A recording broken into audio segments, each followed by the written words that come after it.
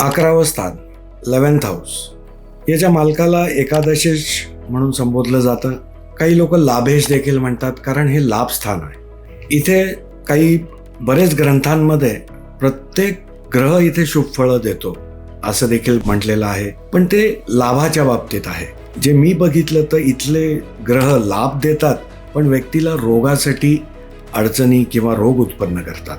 मोठा भाऊ, आपले चुलते, वडिलांचे सिबलिंग्स या स्थानावरून आपल्याला बघता येतात.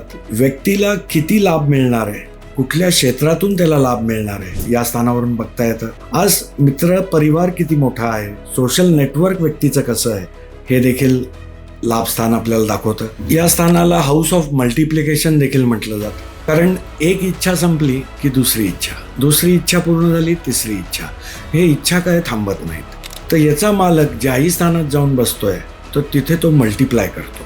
आज गुडघ्याच्या खालचा आणि अनवटीच्या वरचा, म्हणजे ज्याला आपण नडगी म्हणू, हा भाग पायाचा या स्थानावरून आपल्याला बघता येतो. जसं दशम स्थानाला आपल्याला बलशाली करण्यासाठी आपण शनी ग्रहाची उपासना केली पाहिजे, तर तसंच आपल्याला 11व्या स्थानाचेही शुभ फळं घेण्यासाठी आपण शनिदेवाची उपासना मंत्रजाप करू शकतो.